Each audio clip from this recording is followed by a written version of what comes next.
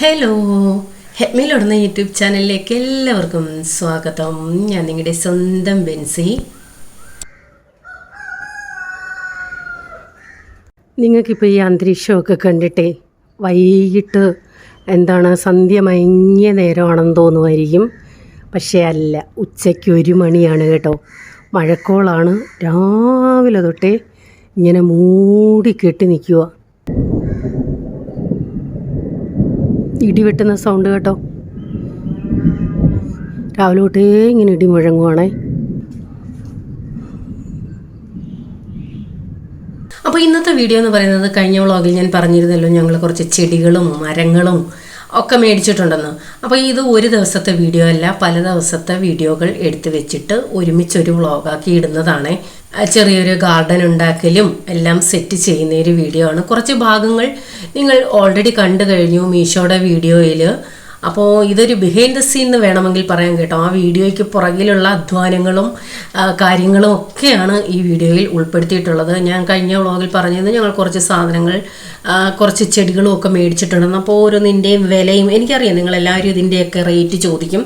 അപ്പോൾ അതൊക്കെ ഉൾപ്പെടുത്തിക്കൊണ്ടുള്ള ഒരു വീഡിയോ ആണ്. നിങ്ങൾ പലപ്പോഴായിട്ട് എൻ്റെ അടുത്ത് പറഞ്ഞ കാര്യമാണ്, ചേച്ചി ഗാർഡൻ വേണം, ഗാർഡൻ ചെയ്യൂ, സ്ഥലമുണ്ടല്ലോ എന്നൊക്കെ ഞാൻ പറഞ്ഞിരുന്നു. കാരണം ചെയ്യാം, നമുക്ക് ഓരോ ജോലിക്കാര്യങ്ങൾ ഒതുക്കാനായിട്ട് മുറ്റം ആവശ്യമുണ്ട്. നമുക്കറിയാമല്ലോ നമ്മുടെ വീട്ടിൻ്റെ സ്ഥിതി എങ്ങനെയാണെന്നും ഓരോ കാര്യങ്ങൾ ഏതൊക്കെ സമയങ്ങളിൽ എങ്ങനെയൊക്കെയാണ് ചെയ്യേണ്ടതെന്നും. അപ്പോൾ അതനുസരിച്ച് ഓരോന്ന് കംപ്ലീറ്റ് ആക്കിയിട്ട് ചെയ്യാൻ വേണ്ടിയത് കൊണ്ടാണ് ഇത്രയും ലേറ്റായത്. ഇപ്പോൾ ഏകദേശം പണികളൊക്കെ ഒന്ന് ഒതുങ്ങി വരുന്നു. അപ്പോൾ ഏകദേശം കുറേ കാര്യങ്ങളൊക്കെ ഒന്ന് സെറ്റാക്കാമെന്ന് വെച്ചു. അങ്ങനെയുള്ള ഒരു വീഡിയോ ആണ് ഇന്നത്തേത്.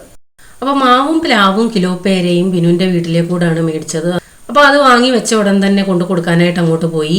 റോസ് ഞാൻ ചട്ടി ഉൾപ്പെടെയാണ് മേടിച്ചത്. കാരണം ഇത് മേടിക്കുന്ന സമയത്ത് എൻ്റെ കയ്യിൽ ചട്ടികളൊന്നുമേ ഇല്ലായിരുന്നു. പിന്നീട് ഞാൻ ചട്ടി മേടിച്ചിട്ട് ബാക്കിയൊക്കെ ഫില്ല് ചെയ്തിട്ടുണ്ട്. ഇത് ബോൾസം, ആക്ച്വലി ഇത് വേറെ ഒരു പേരാണ് പറഞ്ഞത്. ബോൾസത്തിൻ്റെ ഇനത്തിലുള്ളതാണ്. പൂവ് കണ്ടിട്ട് നല്ല ഭംഗി തോന്നിയേ. അപ്പോൾ ഇതിന് ചട്ടിയില്ല. അപ്പോൾ ആദ്യം തന്നെ ചെടിച്ചട്ടികൾ, ഹാങ്ങിങ് പോട്ടൊക്കെ കയ്യിൽ കിട്ടിയ ദിവസം തന്നെ അടുത്ത വീടുകളിൽ നിന്നൊക്കെ അതിൽ വെക്കാനായിട്ട് കുറേ ചെടികളൊക്കെ മേടിച്ചുകൊണ്ട് വന്നതാണ്. എനിക്കൊന്നിൻ്റെയും പേരറിയത്തില്ല. ഇനി ഓരോന്നിൻ്റെയും പേരുകളൊക്കെ പഠിച്ചു തുടങ്ങണം. അപ്പോൾ ആ വീട്ടിൽ നിന്ന് തന്നെ കിട്ടിയതാണ്. ഇതെന്താണെന്നറിയോ? റംബുട്ടാനല്ല, മാംഗോസ്റ്റീൻ. ഇഷ്ടംപോലുണ്ട്. ജോസാൻ ചെന്നപ്പോൾ കൊടുത്തു വിട്ടതാണ്. അതിൻ്റെ 2 തൈയും തന്നു വിട്ടിട്ടുണ്ട്. പക്ഷെ അത് പിടിക്കുമോ എന്നുള്ള കാര്യം സംശയമാണ്. കാരണം വേരില്ല, വേര് പിഴുതെടുത്തതാണ്. അപ്പോൾ വേര് പൊട്ടിയാണ് കിട്ടിയേക്കുന്നത്. ഇത് പക്ഷേ കുറേ കൂടി പഴുക്കാനുണ്ടായിരുന്നെന്ന് തോന്നുന്നു. കാരണം കഴിക്കുമ്പോൾ നമ്മുടെ പല്ലിലൊക്കെ കറ പോലെയും അധികം അതിനകത്ത് ദശയൊന്നുമില്ലായിരുന്നു. അപ്പോൾ ഹാങ്ങിങ് ചെടികൾ ഞാൻ ഓരോന്നിൻ്റെയും കണക്ക്, പോട്ടുകളുടെ കണക്കനുസരിച്ച് ഓരോ ചട്ടിയിൽ എത്ര വെച്ച് വേണം എന്നുള്ളത് വീതിച്ച് വെച്ചിരിക്കുന്നതാണ് ഇത്. അപ്പോൾ നടാൻ എളുപ്പമാകുമല്ലോ. ഷിഞ്ചു ഒക്കെ വയനാട്ടിൽ നിന്ന് വന്ന വീഡിയോ കാണിച്ചപ്പോൾ ഞാനൊരു സംഭവം കാണിച്ചില്ലായിരുന്നു, മുളയരി. അപ്പോൾ അന്ന് ഇവിടെ വെച്ച് ഇതിൻ്റെ പായസം ഉണ്ടാക്കണമെന്ന് വിചാരിച്ചു. പക്ഷെ ഒട്ടും സമയം കിട്ടില്ല. അപ്പോൾ അതിനുശേഷം ഞാൻ ഇവിടെ ഉണ്ടാക്കിയിട്ട് അവർക്ക് കൊണ്ടു കൊടുക്കാമെന്നാണ് വിചാരിച്ചത്. പക്ഷേ എനിക്ക് തീരെ വയ്യാതായതുകൊണ്ട് ഞാൻ മുളയരി ഇങ്ങ് കൊടുത്തു വിട്ടായിരുന്നു. അങ്ങനെ അവിടെ മമ്മി ഉണ്ടാക്കിയതാണ് മുളയരി പായസം. അതിനുശേഷം എനിക്ക് ആവുമെന്നുണ്ടെങ്കിൽ അവിടെ പോയി ഇതുണ്ടാക്കുന്ന വീഡിയോ എടുക്കണമെന്നൊക്കെ വിചാരിച്ചിരുന്നു. പക്ഷേ സിറ്റുവേഷൻ അങ്ങനെയൊന്നും ആയിരുന്നില്ലല്ലോ.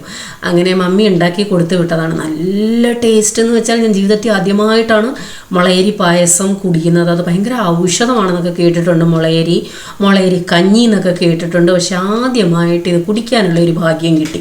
അപ്പോൾ ആദ്യമൊക്കെ ഞാൻ ചിന്തിച്ചിരുന്നത്, ഈ ഫ്രണ്ടിൽ ആ സ്ഥലത്ത് ചെടികളൊന്നും നടണ്ട, പച്ചക്കറികളൊക്കെ നട്ടാൽ മതി, വെറുതെ സ്ഥലം കളയുന്നത് എന്തിനാണ്, പൂക്കൾ വലിയ ഇത് നമുക്ക് ഗുണമൊന്നും ഇല്ലല്ലോ എന്നുള്ളൊരു ചിന്തയായിരുന്നു. പക്ഷേ ഇത് മേടിച്ച് വെച്ചപ്പോൾ എന്നും രാവിലെ വന്നാൽ ഇതിൻ്റെ അടുത്ത് കുറേ നേരം ഇരിക്കും, അതിൻ്റെ അടുത്ത് കാര്യം പറയും. അത് കാണുമ്പോൾ, ആ പൂ വിടർന്ന് നിൽക്കുന്നത് കാണുമ്പോൾ ഭയങ്കര മനസ്സിനൊരു സന്തോഷമാണ് കേട്ടോ. അപ്പോൾ പിന്നെ ഞാൻ വിചാരിച്ചു, പച്ചക്കറികളും വേണം, പൂക്കളും വേണം, എല്ലാം വേണം.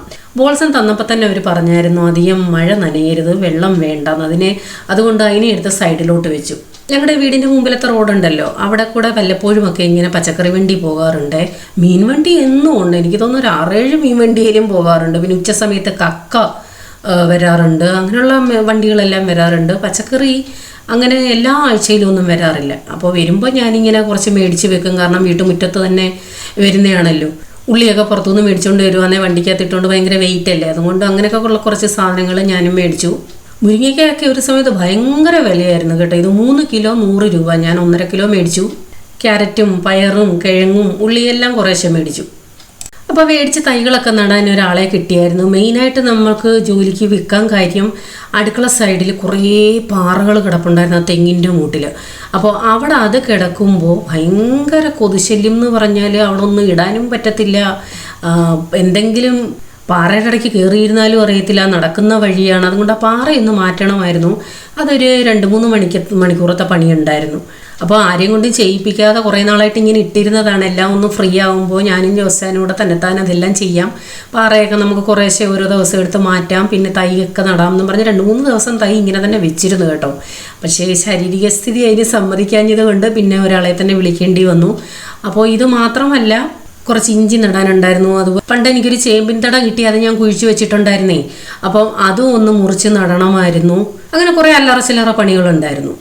ഞാൻ പോട്ടൊക്കെ മേടിച്ച് വീഡിയോയിൽ ഈ മണ്ണ് ഇങ്ങനെ എടുക്കുന്നത് കണ്ടപ്പോൾ കുറേ പേരെൻ്റെ അടുത്ത് ചോദിച്ചു, ഈ മണ്ണ് എവിടെ നിന്നാണ് ഇത്രയും കിട്ടിയത്, എങ്ങനെയാണെന്ന്.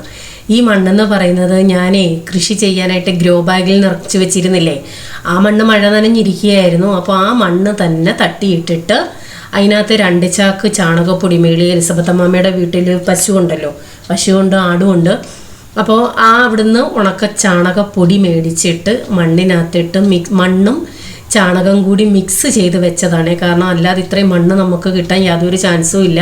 അപ്പോൾ ആ മണ്ണ് വേസ്റ്റ് ആവത്തുമില്ല, അതിനെ വളമാക്കി എടുക്കാനാണ് ചാണകപ്പൊടി ഇട്ട് ഇളക്കിയെടുത്തത്.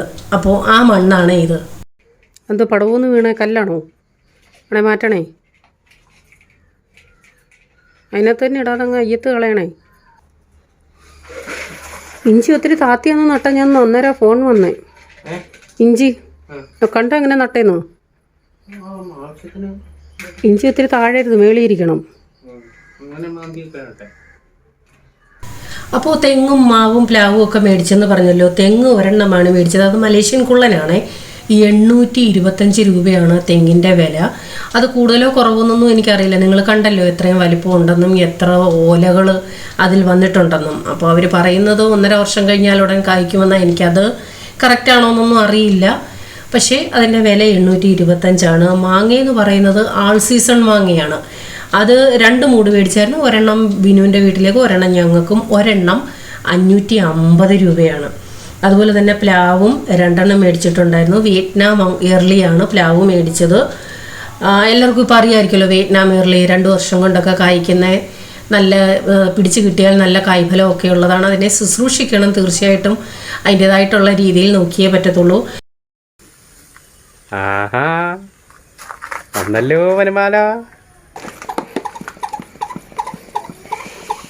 പ്രഷർ വരണം.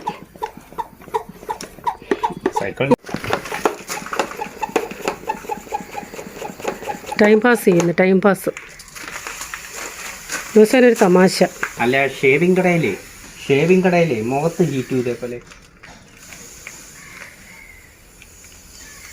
ഓക്കെ, ഇനി തൂക്കിയിടുവല്ലേ? ഫ്രണ്ടിൽ വെക്കണം, അതിന്റെ ഷോ വരണം വീടിന്. സൈഡിൽ കൊണ്ടുവെക്കാം. ഇച്ചിരൂടെ മണ്ണിട്ടോ, കുറവില്ലേ അത്? അല്ല, ഇങ്ങനെ കൊളുത്തുവോ? ആണോ? എങ്കിൽ മതി. തറയിൽ പോകത്തില്ല. ഈ വരാൻ പോകുന്ന ചെടിച്ചട്ടികളും ഇവിടെ ഇരിക്കുന്ന കുടവും ചട്ടികളും പിന്നെ ഈ സിമൻറ്റിൻ്റെ ബക്കറ്റുകളും ഒക്കെ മണ്ണ് നിറയ്ക്കാനുള്ളയാ. ചെടി നട്ട് കഴിഞ്ഞിട്ട് പിന്നെ സമയം പോലെ ആ സിമൻറ്റിൻ്റെ അല്ല, പെയിൻറ്റിൻ്റെ ചെറിയ ബക്കറ്റൊക്കെ എന്നിട്ട് അതിനെ സമയം പോലെ പെയിൻ്റ് അടിക്കണം മുകളിൽ.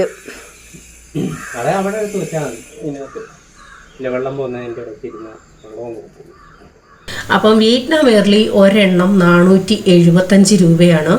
അത് കുറേ ശിഖരങ്ങളുണ്ട് കേട്ടോ, ഒറ്റ കമ്പായിട്ട് പോയതല്ലേ. എനിക്ക് തോന്നുന്നു ഞങ്ങളിവിടെ വെച്ചേക്കുന്നതിനകത്ത് ഒരു 8-9 ശാഖകളുണ്ട്. അതിങ്ങനെയും വളർന്ന് വരണം. അപ്പോൾ അത്രയ്ക്ക് വലിപ്പമുള്ള പ്ലാവാണത്. അതിൻ്റെ നടുക്ക് മഞ്ഞ വെക്കും. ഒന്നേ ഉള്ളൂ. എന്നിട്ട് ഇത് നടുക്ക് വെക്കാനോ?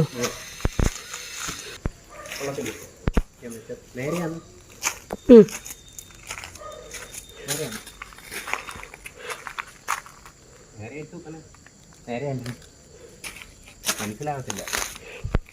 കെട്ടി വെക്കണം കേട്ടോ, നാളെ ആവട്ടെ. പിന്നെ ഞാൻ അമ്പഴം വെച്ചിട്ടുണ്ട്, ഒരു ചെടിമുരിങ്ങ വെച്ചിട്ടുണ്ട്. പിന്നെന്താണ് ഞാൻ മേടിച്ചത്, ഈ ഇതുണ്ടല്ലോ കുറ്റിപ്പെപ്പർ, പടന്നു പോവാത്ത കുരുമുളക്, അതൊരു ചെടി മേടിച്ച് വെച്ചിട്ടുണ്ട്. പിന്നെ ആര്യവേപ്പ് ഒരെണ്ണം മേടിച്ചു. റെഡ് ലേഡി പപ്പായ അത് മേടിച്ചിട്ടുണ്ട്, 1 കിലോ പേര മേടിച്ചിട്ടുണ്ട്. അപ്പോൾ ഇതൊക്കെ ഉള്ള സ്ഥലത്താണ് വെച്ചിരിക്കുന്നത് കേട്ടോ. കാരണം തെങ്ങും മാവും പ്ലാവും ഒക്കെ നല്ല വെയിൽ വേണം. അതുകൊണ്ട് ഫ്രണ്ടിലെ അത്രയുള്ള സ്ഥലത്ത് എനിക്കറിയില്ല ഇനി വളർന്നു വരുമ്പോൾ അത് തമ്മിൽ അങ്ങോട്ടും ഇങ്ങോട്ടും തട്ടുമോന്നൊന്നും, പക്ഷേ സ്ഥലമില്ല. 10 സെൻറ്റാണ് ഞങ്ങൾക്കുള്ളത്. അപ്പോൾ അന്ന് വീട് വെച്ചപ്പോൾ ഈ റബ്ബർ ഇങ്ങനെ വളർന്നു വരുമെന്നോ അങ്ങനെയുള്ള ഒന്നും അറിയില്ലായിരുന്നല്ലോ. അതുകൊണ്ട് ബാക്കിൽ അടുക്കള സൈഡിൽ കൃഷി ചെയ്യാൻ കുറച്ച് സ്ഥലം ഇട്ടിട്ട് ഫ്രണ്ടിലും സ്ഥലം ഉണ്ടായിരുന്നു, ബാക്കിലും ഉണ്ടായിരുന്നു. കാര്യങ്ങൾ പറഞ്ഞു വന്നതിനിടയ്ക്ക് കുറച്ച് കാര്യങ്ങൾ പറയാൻ വിട്ടുപോയി. ഈ ബാക്കിയുള്ള ചെടിച്ചട്ടികളുണ്ടല്ലോ, ഞാൻ ഓൺലൈനിൽ വരുത്തിയതാണ്, 15 ചെടിച്ചട്ടി വരുത്തി. അപ്പോൾ അതിനകത്ത് കുറേ ചെടികൾ നട്ടിട്ടുണ്ട്. പൂക്കളൊന്നും ഉള്ള അധികമില്ല, അല്ലാത്ത ചെടികളാണ് വെച്ചിരിക്കുന്നത്. പിന്നെ ഞാൻ എൻ്റെ വീട്ടിൽ പോയപ്പോൾ അവിടുന്ന് കുറേ ചെടികൾ, അവിടെ ഇഷ്ടംപോലെ ചെടികളുണ്ട്. അതിൽ നിന്നും കുറച്ച് എനിക്ക് എൻ്റെ ചെടിയിലുള്ള ചെടിച്ചട്ടികൾക്കനുസരിച്ച് കുറച്ച് ചെടികൾ അവിടുന്ന് എടുത്തുകൊണ്ട് വന്നിട്ടുണ്ടായിരുന്നു. അപ്പോൾ സൈഡിലെ സ്ഥലത്തെക്കുറിച്ചായിരുന്നല്ലോ നമ്മൾ പറഞ്ഞുകൊണ്ടിരുന്നത്. അപ്പോൾ ഇപ്പോൾ ആ സൈഡിലെയും ബാക്കിലെയും സ്ഥലം വേസ്റ്റാണ്. കാരണം ഒട്ടും വെയിലില്ല, വെറുതെ കിടക്കാണ്. കണ്ടാൽ സങ്കടം തോന്നും. കാരണം ഒട്ടും വെയിലടിക്കാതെ നമ്മൾ അവിടെ ഒന്നും നട്ടിട്ട് കാര്യമില്ലല്ലോ. ആ സ്ഥലം കൂടെ കിട്ടിയായിരുന്നെന്നുണ്ടെങ്കിൽ ഞങ്ങൾക്ക് ധാരാളം വീട്ടാവശ്യത്തിനുള്ള കാര്യങ്ങൾ നട്ടുപിടിപ്പിക്കായിരുന്നു. എന്തായാലും ആഗ്രഹം കൊണ്ട് ഞാൻ ആ സൈഡിൽ തന്നെയാണ് ബാക്കിയുള്ള കാര്യങ്ങളെല്ലാം വെച്ചിരിക്കുന്നത്. മാവും പ്ലാവും തെങ്ങും മാത്രമേ ഫ്രണ്ടിൽ വെച്ചിട്ടുള്ളൂ. ബാക്കി ഞാൻ ഈ പറഞ്ഞതെല്ലാം ആ സൈഡിലാണ് വെച്ചിരിക്കുന്നത്. കിട്ടുന്നെങ്കിൽ കിട്ടട്ടെ, ഒരാഗ്രഹം കൊണ്ട് വെച്ചു. അപ്പോൾ മണ്ണ് അവിടെ അങ്ങനെ കൂടിക്കിടന്നാലേ കൊതുവും കൂടും. അതുകൊണ്ട് എല്ലാം മണ്ണെല്ലാം ചട്ടിയിലാക്കി ഗ്രോ ബാഗിലും ബക്കറ്റുകളിലും കലങ്ങളിലും ഞാൻ ഏതിനകത്തൊക്കെ കൃഷി ചെയ്യാൻ ഉദ്ദേശിക്കുന്നു അതിനകത്തെല്ലാം മണ്ണാക്കി വെച്ചു. അപ്പോൾ ഓരോ സമയത്ത് നമുക്ക് പാകേണ്ട സമയത്തോ നടേണ്ട സമയത്തോ അതിനകത്തെടുത്തങ്ങ് നട്ടാൽ മതിയല്ലോ.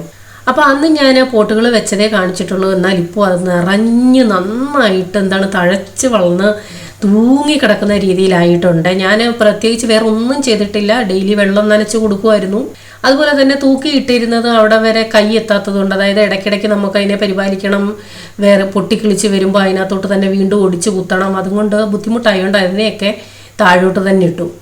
അപ്പോൾ ഞാനൊന്ന് മീഷോയുടെ വീഡിയോ ചെയ്തപ്പോൾ കുറേ ചോദ്യങ്ങളുണ്ടായിരുന്നു. മണ്ണ് എവിടെ നിന്നാണ്, ചെടികൾ എവിടെ നിന്നാണ്, ഫ്രണ്ടിൽ നട്ടിരിക്കുന്ന മാവും പ്ലാവും ഒക്കെ എവിടെ നിന്നാണ്, അതുവരെ നോട്ടീസ് ചെയ്തവരുണ്ട്. അപ്പോൾ അതിനുവേണ്ടി പ്രത്യേകമായിട്ടൊരു വീഡിയോ ചെയ്തതാണ്, എല്ലാ വിലയും ഉൾപ്പെടെ. ഈ വീഡിയോ നിങ്ങൾക്ക് ഇഷ്ടപ്പെട്ടെന്ന് വിശ്വസിക്കുന്നു. വീണ്ടും പുതിയ വീഡിയോയുമായി വരാം. Till then bye, God bless you.